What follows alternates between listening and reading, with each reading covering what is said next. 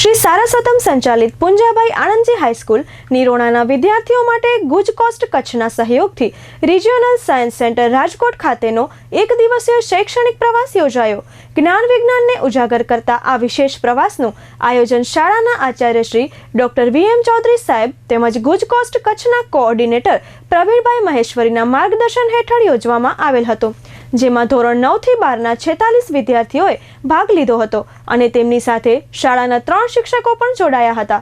વિજ્ઞાન કેન્દ્રમાં વિદ્યાર્થીઓએ રોજબરોજના જીવનમાં ઉપયોગી યંત્રો કયા સિદ્ધાંત પર કામ કરે છે, અલગ અલગ રીતે ઉપયોગી રોબોટ સહિત અનેક ગેલેરીઓની મુલાકાત લઈ ગમ્મત સાથે જ્ઞાન મેળવેલ હતું।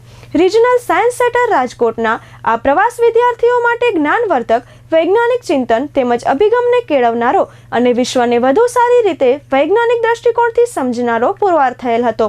પ્રકૃતિના રહસ્યો અને જ્ઞાન વિજ્ઞાનના અદ્ભુત ચમત્કારોથી પ્રેરણા લઈ વિદ્યાર્થીઓએ વિસ્મય સહ આનંદની લાગણીઓ અનુભવેલ હતી। આજે અમે રિજનલ સાયન્સ સેન્ટર રાજકોટની મુલાકાત લીધી હતી, જેમાં હાઉસ ટફર, machine engineering, robotics, Nobel prize, cinematic and glass અને લાઈફ એન્ડ સાયન્સ જેવી વિવિધ ગેલેરીઓમાં અમે ગયા હતા, જેમાં આપણા રોજબરોજના ઉપયોગમાં આવતા યંત્રો કયા સિદ્ધાંત પર કાર્ય કરે છે, રોબોટ કેવી રીતે વિવિધ ક્ષેત્રોમાં ઉપયોગમાં લેવાય છે અને સિનેમિક માટીનો ઉપયોગ ફક્ત રમકડા અને વાસણોમાં જ નહીં પરંતુ બુલેટ પ્રૂફ જેકેટ તથા ઘણા મશીન એન્જિનિયરિંગમાં પણ તેનો ઉપયોગ થાય છે। આવી અમે રસપ્રદ માહિતી મેળવી। પુંજાભાઈ આણંદજી હાઈસ્કૂલ નિરોણાના વિદ્યાર્થીઓ માટે ગુજકોસ્ટ કચ્છ દ્વારા એક દિવસીય રાજકોટ રિજનલ સાયન્સ સેન્ટર પ્રવાસનું આયોજન કરવામાં આવેલું હતું।